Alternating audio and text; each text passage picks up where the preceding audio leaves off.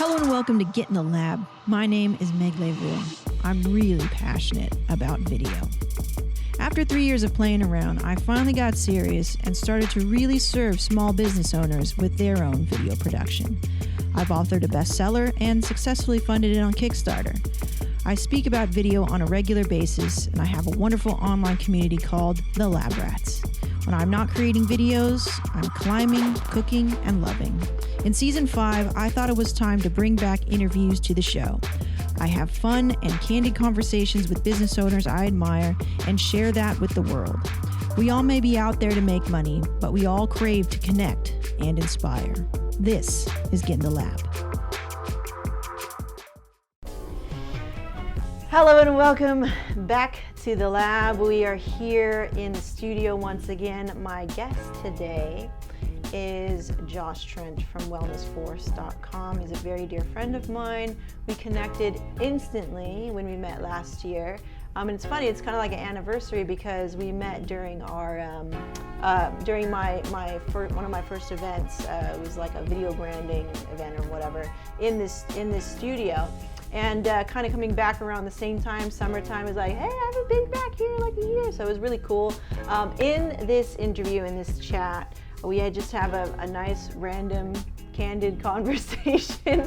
Not random, not really, as you'll kind of see in this chat, where we kind of attract to each other at certain times in our life, because I feel that we're both very sensitive people in terms of energy, in terms of personal development, and you kind of mirror each other in a lot of ways.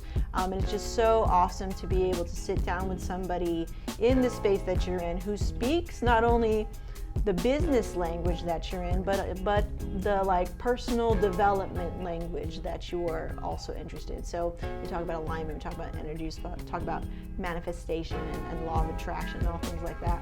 And so we get to talk about a couple of things. One of the main things being crisis and dealing with crisis, what I feel like I'm dealing with. And I feel like this word crisis gets a bad rap because obviously it's in the word. But however, I've come to love and be very embracing with crisis, with breaking up with things, with letting things die, which we're going to talk about, and sort of moving from crisis into opportunity.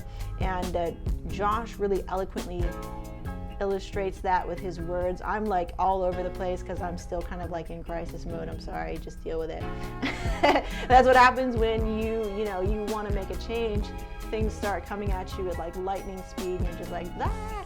Also, we get into a little bit of like a raw chat where we talk a little more in depth about his process and how he takes his clients from kind of like surface level want into truth, and using that truth to get to where they want to be in life, which is, I think, really, really important. It's something that I'm going through as well, and that I'm going to continually go through. And if you're in the entrepreneurial journey like I am, or even just any part of your life, you're going to go through this journey where it's like, here I am, here's what I want, how do I make that happen? You know what I mean? So we have a lot of fun. I love his energy. I love it when we get to spend time together and even just chat together. There's this immense energy that comes off of Josh onto me, and it always puts a smile on my face. It always makes me feel better, even though we're talking about heavy topics, because that's the kind of person he is. So please enjoy this. I really hope you enjoy it, and I will see you on the other side. Josh Trent, welcome to the show. Welcome to the lab. Thank you for coming up. Thank you so much. For braving the traffic and the heat. This is all good. I'm so stoked to be here. We already talked. I feel like we should have recorded what we talked about. So I'm like, I'm glad we're jumping in right now. I'm glad we're jumping in right now. Save it. Okay. Okay. So, Josh, catch us up. Who are you? What's your purpose? How do you show up in the world? Just give the audience and the lab rats kind of a rundown of who you are. I'm a curious wellness coach. I like curious wellness. Yeah, I mean that's really who I am. I'm a curious wellness coach. I'm somebody that really cares about other people, and I'm somebody that's on the path. I'm figuring out what works best for my wellness. How do I show up in the world as powerfully as I possibly can? But also, how do I make sure that I'm coming from a place of authenticity at all times? Now that sometimes is the ultimate struggle. to come from authenticity at all times. When we think about like what responsibilities we have to take care of in the world, what the market will demand and what the market will bear. The perception of us as the being perception of us. successful. Totally. So, but I mean, I'm a podcast host, I'm a wellness coach. I do love digital health. Yeah. I'm in a big transition with that right now, as we'll talk about, but I have wellnessforce.com. That's kind of my home base. That's where I operate from. Okay. And that's who I am. I'm just a curious wellness coach at Wellness Force. The reason why I had you on the show is because I saw one of your talks on the internet, and I never heard you talk about your story before. So I've never read it before or anything. And when I saw it, and I don't know how I came across it. I think I was just on YouTube looking at all my friends' stuff, because like one day you'll just batch all your friends' Totally, stuff. just creep. I'm like, what's the interesting, overcoming, emotional story of how you got to where you are? Could you touch on that just a bit? Yeah. Just kind of the abridgment. Yeah, the talk was Speak Your Truth, right? So I spoke at my original mentor, Sean Croxton from Underground Wellness, and I chose that talk because that's been my evolution. It's just like, And you were so good too. oh, thank you. You're a really good speaker. That was my first time like speaking to a group, and I was sore in my stomach the next day from how tense it was. I was actually like physically sore. Was there, like no quiver in your voice, no like. Oh, I had practiced it like 1,000 times, good, man. good for you. But anyways, yeah, like speaking my truth has always been the most challenging thing. Like, how do I come from this place of truth and authenticity and trust? So it stems back to when I was a kid. You know, when I was a kid, my mom was manic bipolar. And so it was really hard for me to trust my home space. My home space was pretty... When did you understand that? I didn't understand that till I was probably like 13 or 14. Okay. But I think I felt it when I was that young. I just felt that there was something wrong. You're like, huh. And okay. yeah, like, hey, why is mom in her room crying all the time? Can you explain what manic bipolar is? So yeah, so if you haven't heard of bipolar, like the typical definition is extreme emotional highs and extreme emotional lows. And so a single mom, literally we were raised on welfare. So I'm talking like kick cereal, government cheese, like not fancy. And so we're growing up in this environment, and my mom's under a lot of stress, and she doesn't have the tool set because of her equilibrium. She has no equilibrium. So one day could be super happy, the next day could be super sad, and there's really no reason why other than the mind she has. So that was a challenge for me to understand as a kid. You know, like how should I feel? What should I express? When should I not express? So that was a challenge. And then my dad left home when I was 2 years old. So my brother and I, he's 4, I'm 2. I'm kind of like, well, there's no male figure around. So it was a lot of stress, you know, until like, no surprise, I formed some beliefs at this time. Did your brother act as a sort of filter for you because he's older? Like, did he try to explain it for you? Like, not really. I think I just always looked up to him because he was just this. He's always been this beacon of positivity for me. I have so much love for my brother. Like he's been the rock. I didn't know like you had a brother. Yeah, he's 2 years older than me, and he's always been this rock where I can go to. He's like this little beacon of trust for me. So yeah, these 3 beliefs that I talked about in the video were: people can't be trusted because of my mom's illness. Money causes pain because people that make money are bad. Because my dad's not around. Well, why is he not around? Oh, he's making money. Okay, well, at that age, I just assume, well, people that make money are bad. And then, of course, with those 2 first beliefs, law of attraction kicks in, and at that age, I'm attracting fights, I'm attracting being picked on, I'm attracting things at school that are going wrong, getting written up and getting referral, being that kid that always gets sent outside for making noise. And so my last belief that I formed was that I get to expect that the worst things are gonna happen. And so with these 3 beliefs, I mean, that's a ton of pressure. It's a ton of self-limiting beliefs. For a kid to feel. So flash forward, like no surprise. I'm 18 years old, 19 years old. I graduate high school. I'm 280 pounds. I'm in a job that I hate. I'm doing a career in automotive that I really don't like at all. I'm in a relationship that I can't stand. I mean, I was like primed for transformation. So like literally. You're right, when you hit your lowest point, right? Absolutely. So I was at this point in my life, I'm thinking, oh my God, like I hate how I feel in my body. I had no psychological or physiological tool sets to deal with stress. I didn't know what to do with my mom's disease. She's still sick. My dad and my relationship with my father is terrible. My life's going nowhere. Like, I don't know what I want, but I know I don't want this. Like, I know I don't want to stay here.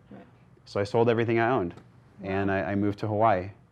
Yeah, and that was it, because I'll never forget, I was at a party drinking, you know, these red party cups? That's right, I remember now. And I was drinking out of the red party cup, and I had tried to lose weight a few times before.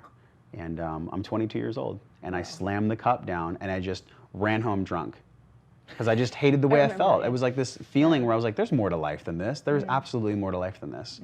And I didn't know how I was going to find it, but I knew that I could find it somehow.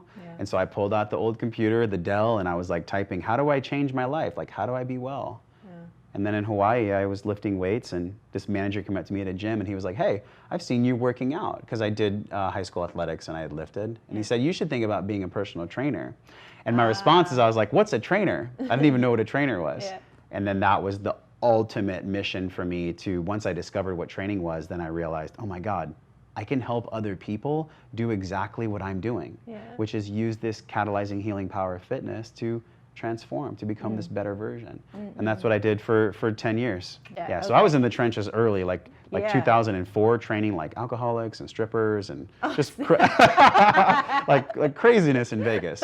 But it was a good, it was the good proving ground. Like it was a legit proving ground. So that's the way to do it. Okay. So we were just talking about crisis. We were talking about relationships and how I wanted to focus on relationships, because I myself, I feel that we mirror each other a little bit, and that for me, I had a big kind of crisis relationship, crisis life, crisis like identity when I was very young as well. And that kind of sparked change, right? When you're at your lowest point in your life, you're the most open to change. And so I was like, dude, I don't even know what is going on. Like, school is whatever, boyfriend is abusive in more ways than none. So it's like, how do I did that too. I was like, no, I didn't go Google it, but I was just like, how do I change?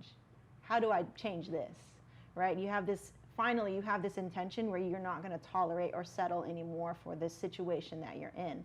And I think I was maybe 22 or something like that, 22, around that time where I started to develop and be in this crisis, and then develop this kind of, I guess, snowball effect.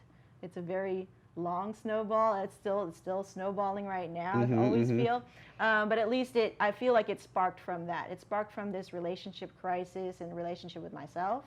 Maybe you can speak on a little bit of your time, or maybe going through right now, your time in crisis, and kind of what you're going through as well, because I feel like I'm there as well. And it's cool to talk about crisis, and I say cool because crisis is ripe time for change. I kind of embrace it at this point because I recognize it, and I'm like, oh, I feel it again. Like, what is this? Where I'm not being fulfilled. I'm not excited about what I'm doing. I'm not waking up early. You felt it before. Yeah, I felt it before. It's familiar, Right, and I go, okay, something's off, because I recognize it from when I'm 22 to like now. I've got faster at recognizing it. Sometimes when you're young, you're just like, holy crap, you get in a rut. You get stuck in a rut. Right? And now it's like, okay, I recognize it. Okay, what do I need to do? I need to change focus. I need to change my energy or my intention. Because for a while, like these past 3 months, I was waking up with no intention, no excitement, hating the work that I had to go do for these clients, where I was like, yeah, I got a client for getting lab and all this stuff, and then I hate doing the work. We were just talking about that. So maybe you can speak a little bit on kind of embracing crisis, embracing the meltdowns.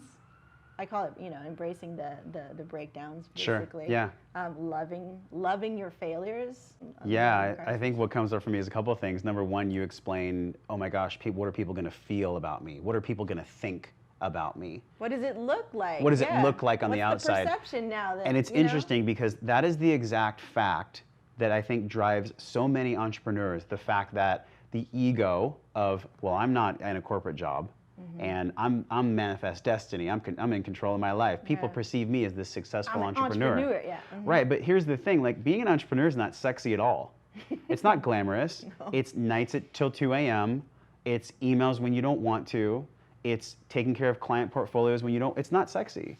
And so this crisis piece that you asked me about, it really stems from the work of Joseph Campbell. I'm a huge fan of this metaphor of the hero's journey.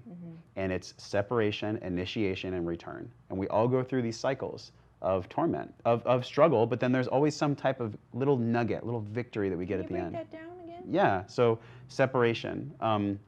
It's the same metaphor that is seen in a lot of movies that are out there. Star Wars, Indiana Jones, whatever it might be. So we have this separation where we are removed from what is comfortable. Right. We are pulled away from what we know as being cozy and we're supported. And we're cast out into some kind of rough space where we have no idea what we're going to do. We have no idea how we're going to make money. We have no idea what we're going to like bite onto and hold onto.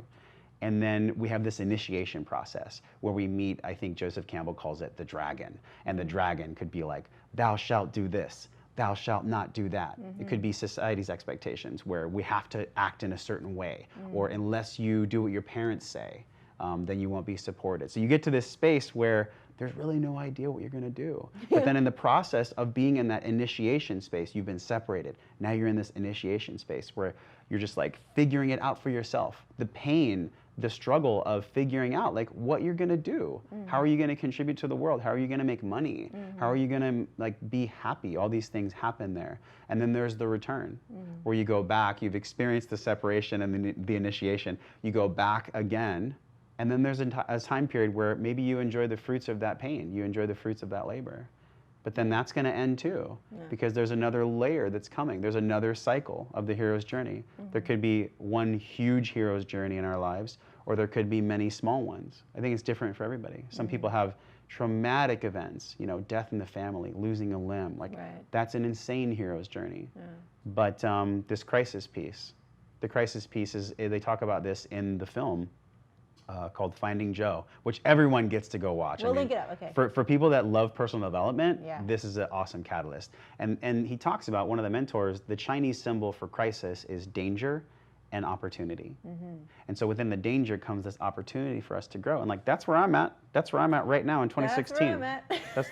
That's where we're both at. It's cool that we're talking about this because over the past 18 months, I have built this phenomenal structure and content and videos and webinars and resources and blog posts and podcasts and all these things around digital health, which a year and a half ago, if you would have asked me, what do you see for digital health? I would have said, it's the absolute future. And I still think it is the future, but it's not my future.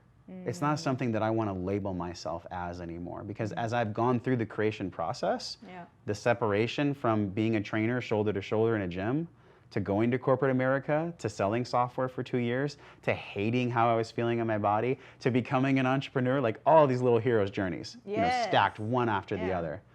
Now I'm in this phase where, okay, well, here's another hero's journey. Here's another cycle to start. And that's where I'm at now. So I know, I trust that technology has tremendous power. Because if you look at, and especially with all the technology you use for your show, and all the people that you serve through video marketing, I mean, look at how beautiful this is. Without technology, that wouldn't have happened. So technology is going to continue to revolutionize fitness and health. But what people really need is stomach and heart. Like, people right now need more emotional connection and need more conversations like this, so they can find the spark and the energy to even want to track their steps, to even want to be a better person from a health perspective. Let's talk about that, because the process to get somebody to pay attention to you, when they do crave connection, they do crave this thing, but look what had to happen for this to happen, right? It was like we had to do a meeting, and then the meeting got canceled. I know, this is like our third meeting. You canceled on me. Okay. I know, I'm sorry. And so that was not my fault. Okay. But there's a lot of things that have to happen. And so let's take a look at the sales process of acquiring a client, right? You were talking to me that people, it's not about the digital health. It was about the connection and having to go through in therapy about the crisis that they were dealing with when they were a child. It wasn't about the digital health thing. But we have to go through this sort of process where it's like the shiny thing first, the wants, right? And then giving them what they need. And I feel like so true. That process, it's just so wearing on you as one person, trying to support yourself, trying to support a family eventually. You know, a lot of people here listening. So like, I had a meltdown with that. It was just like, okay, I'm going to keep doing this cycle and keep kind of following, and my mentor calls it, you know, following the gold rush, trying to dig for gold and trying to find that golden nugget of being in this space of entrepreneurship and, you know, marketing. And that sounds like something he would say. So he's like, you know, you're trying to, you know, do this gold rush thing, and it's like, you know, it's really not about that, and it's okay to melt down about that, but you just need to pivot. you just need to keep going on these little mini hero journeys. And I now embrace it now. It's just like, okay, I feel crappy, but it's nothing to freak out about. I am freaking out, but it's nothing like before. It's nothing like before, right? Where you really don't know what's coming next. Versus now it's like I recognize this pattern of thinking or feeling, and so now I'm kind of embracing this crisis. And I have the same feelings with like my relationship or with the business or with the relationship with myself. So like maybe you can kind of speak, maybe share your thoughts on that process and how everything kind of like from crisis and moving out from that. Yeah. I think first comes the permission to feel what we damn feel. Yeah, and being okay with it. Being okay with having emotions that aren't positive and peppy and inspiring all the time.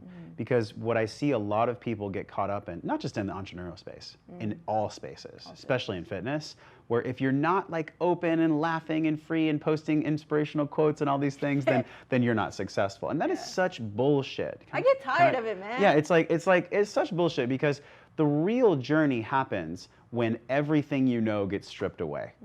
Like that's when real growth and transformation happens. So for me, when I look at this paradigm shift of like, wow, I'm actually allowed to feel my emotions and express those emotions, I've gotten way more downloads on podcasts, thousands more downloads on a podcast where I'm talking about my life from a place of really just knowing that I don't have it all figured out.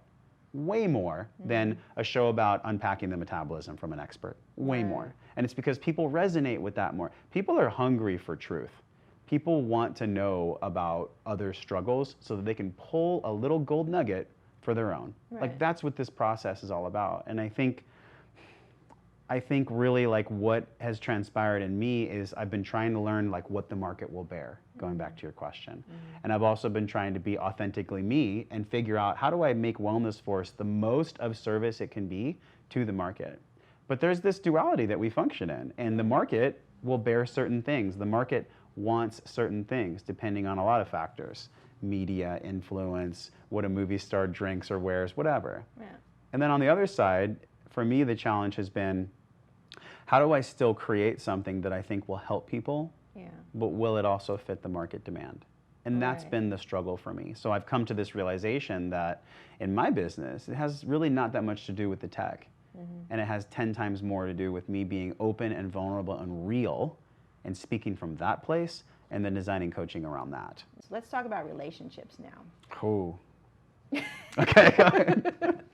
Because for me, I was just telling you, I was just like, you know what? The more that I do get in the lab the way that I have been doing it, which is, I think it's been selfish, and I'm okay with that, because when I started, I really just wanted him to understand what I'm doing. I wanted support in ways that I wasn't getting support. In that, okay, you're not really seeing what I'm doing and understanding it. And then I realized somewhere along the line when we first started a year ago, whatever, 2 years ago, I was like, oh, he doesn't need to understand everything. He just needs to support me in what I'm doing. And finally, when I made that realization, now it was just like, okay, cool, now I can go full force and truly make it my own. And so it was just me, it was a solo show. And so I kept creating from this place of ego. And finally, I think at this point in my life, I'm like, I feel like I've done enough for my ego. Like my ego is finally satisfied in a weird way.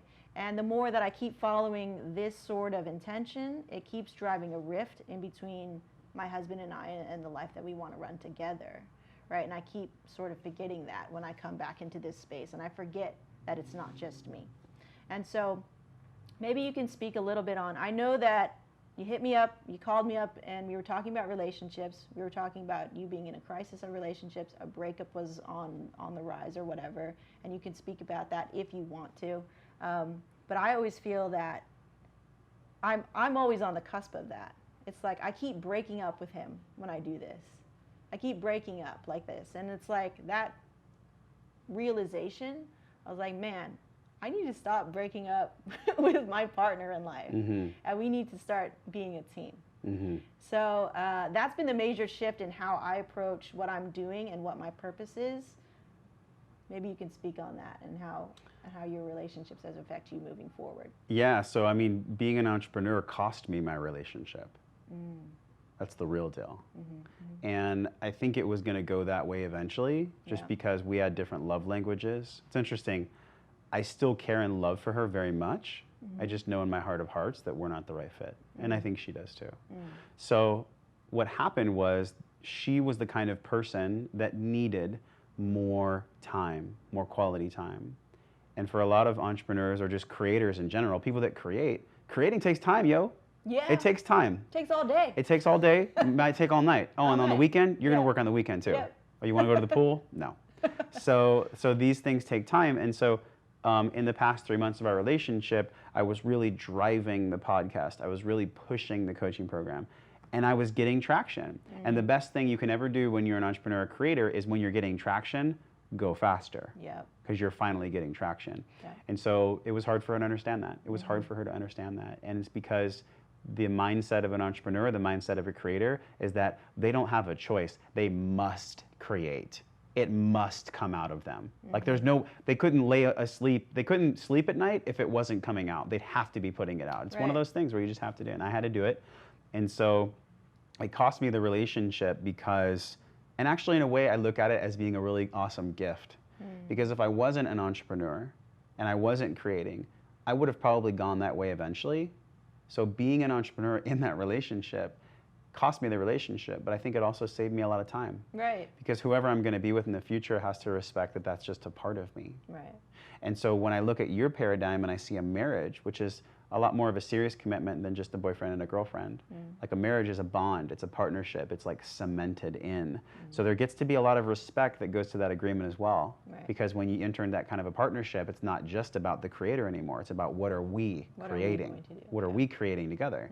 And so it taught me a lot about being clear in my next relationship. As an entrepreneur or a creator, we get to be very crystal clear about what we're creating, what our time commitments are, and what we're able to give to that person. I think there's a quote that I've heard, and it's I might not be there 100% of the time, but when I'm there, I'm 100% there. And I think that's the biggest piece that people get to cling to as creators and entrepreneurs. Like, if you're gonna be there one day a week, well, make sure that your phone is off and that you're focused for her or him, and that you're there in that space. So that's something I did not do a good job about, you know, being a little frantic with my energy. So in my next growth opportunity or relationship, I get to practice being more present. I get to practice being there 100%. Right. Because that was the ultimate sacrifice. I mean, there's many sacrifices as a creator or an entrepreneur. Yeah. And I hear this story a lot from different people where the challenge is being in relationship with yourself, if you haven't done any personal development, is hard. Being in a relationship with yourself and being an entrepreneur is twice as hard. Being in a relationship with someone else and yourself and being an entrepreneur, I mean, that's like triple threat. Triple threat. Triple threat to your consciousness. Right. So. Right. Yeah, and to be kind of like aware to that and be on to that all the time and trying to balance all that shit, it just gets overwhelming. And so that's why I've been going through a lot of changes where it's just like, I'm not focusing my energy and I'm not being 100% present with the people that matter the most. I need to start cutting out things, right? So that's why. There's only so much Meg to go around. There's only so much Josh. I mean? We literally only have so much energetic vibration to put out into the world. It's true. And the more that you can realize that and be more purposeful, I think, like you said, with your time and with your energy, that's going to make all the difference. We interrupt this broadcast to give you some better content. So, towards the end of our interview, and this is something I always struggle with, and I'm just going to be honest with you guys because that's what we do here in the lab. I kind of blank out, I space out because I'm trying to think of all these things, and I straight up blanked out at the end of this interview. And I was just like asking him generic questions, and so I was like, I didn't reveal that to Josh at the time because I didn't want to, I want to save face. And I was just like, you know what? Let's fucking do this again. Let's just shoot this shit raw. I'm going to ask you questions that I really want to ask you that I didn't ask you yet. And I was too worried about it coming off smooth or whatever. I'm just going to do it. And so we didn't hook up the lav mics or anything. And you guys are going to see that right now. Okay, Josh, we're here on the raw side of things. And this is just kind of a one-off thing. But I like to do something with my guests where they kind of teach me stuff. but I don't usually capture it. We do it like over there in secret, and I get to keep all those goodies for myself. Maybe you can take us through, like I was talking to you about having kind of monkey brain and focusing energy, but I think maybe that's too general. Maybe you can kind of take us through the process of, you were talking about a client earlier, and one of your clients was like, you know, kind of attaching to the tech side of things, but then you figured out, hey, it's not about the tech, it's about the emotional connection of the heart and connecting with another human being. So maybe you can kind of take us through what the process is of helping somebody get to that realization here on this little clip. Yes, okay. Like getting clear with themselves. You know Right. what I mean? Yeah, monkey brain, Curious George on our back. I'm totally familiar with that process. I think it's really like, we talked about vision. Like you asked me, like, what's your vision?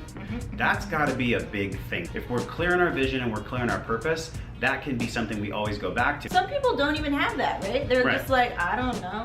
I ask that too of my clients. Yeah, I'm what like, are you what's your creating? vision? Like, Yeah. what are you all about? What, Yeah. or you could even say, like, what excites you in life right now? Like, what are you creating? What are you all about? If it's your family, that's cool. If it's creating video marketing courses, that's cool. If you want to write a book, that's cool too. But like, what are you doing?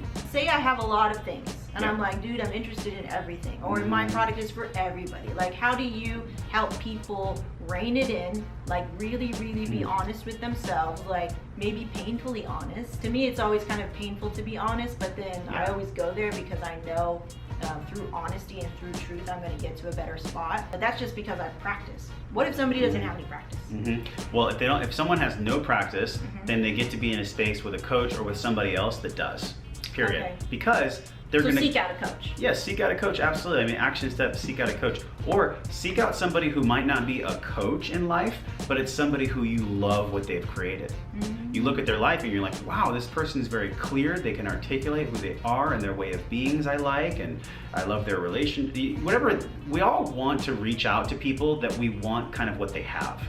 That's what I feel like. Because right? maybe people get kind of like, they'll see this word coach or wellness coach or life coach and Yeah. they go, that's some bullshit. Yeah, exactly. Right? So like, Exactly. do you come up across that? Do people say, Totally, oh, yeah. I'm a wellness coach? Oh. And for a long time, like, my body wasn't perfect, so who was I to be a coach? And it's like, listen, it's not about our outward appearance. I mean, that's part of it, but it's more about like, what is on our resume? Like, what have we been through?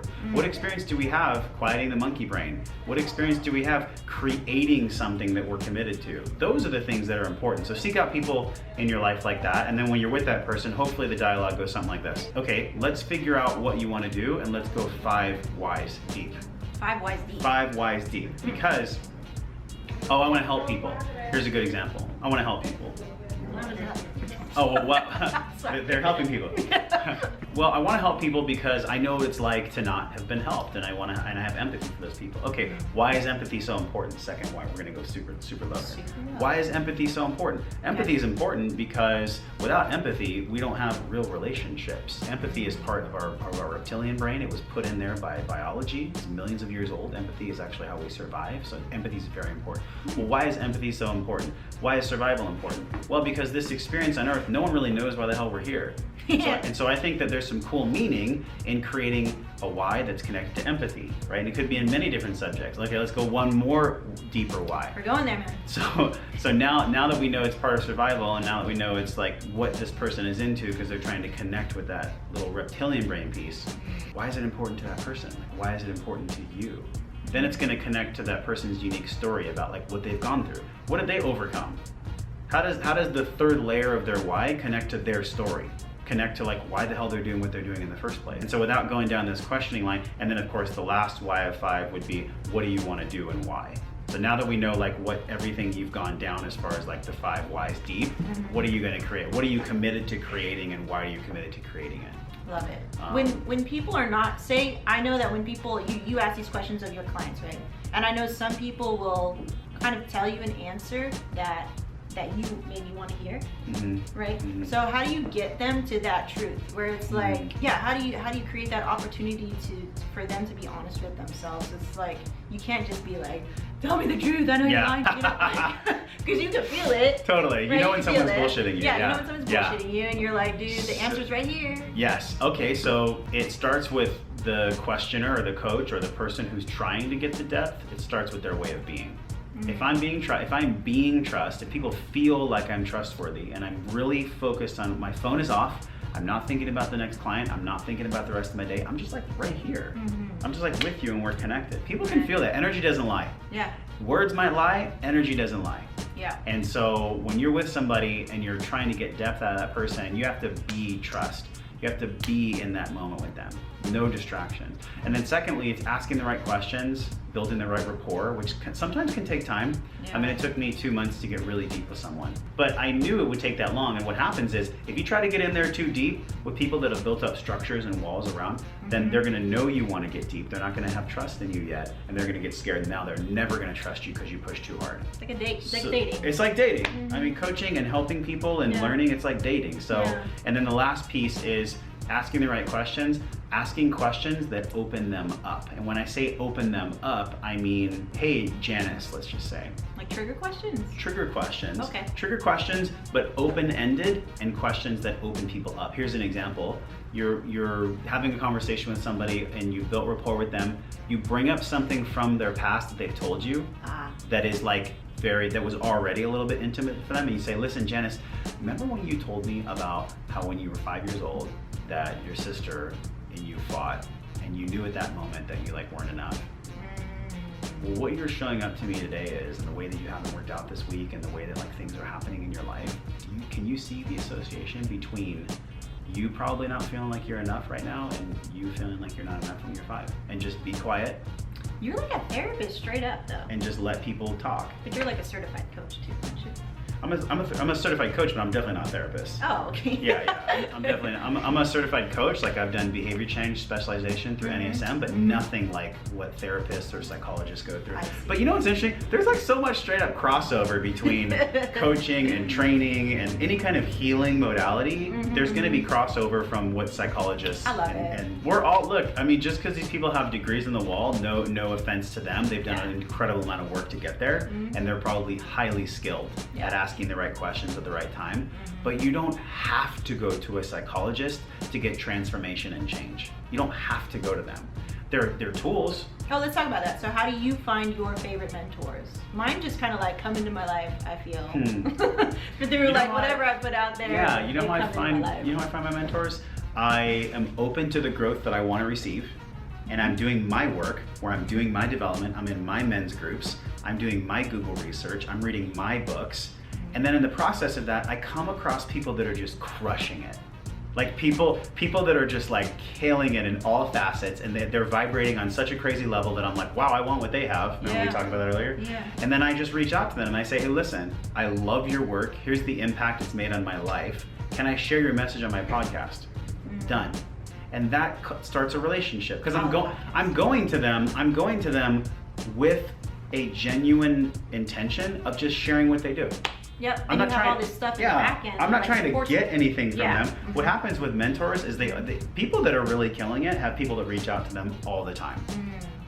Hey, can I get coffee from you? Can I take you to lunch? Can I value extract from you? Can I pitch you? Can I pitch you? Whatever. But if you go to somebody that you respect and their work hit you in the heart and the stomach, and you just tell them straight up, I love what you do, can I share it?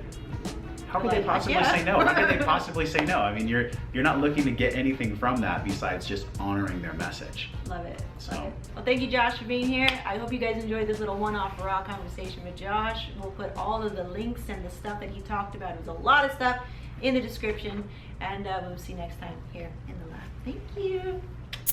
Oh, that was a doozy, wasn't it? Man, we got into some deep topics. We could have gone deeper, but you know, the show, I try to keep it kind of tight over here.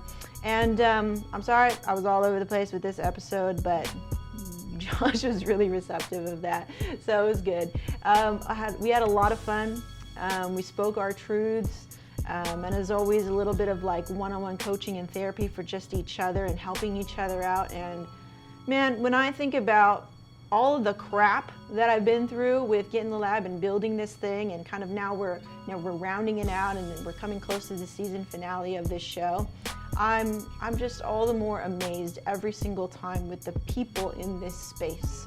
And so I want to say thank you, Josh, for coming up from is it Escondido or Encinitas? One of those is enough. And I want to thank each and every one of you for tuning in and watching. Like it's been a really fun ride, but as we're rounding up, I feel even more I guess, liberated and validated and happy about the decision that I'm making here in the lab with you guys. And it's, again, it's not like I'm leaving and like I'm not going to be putting out any content. I'm always going to be putting out content.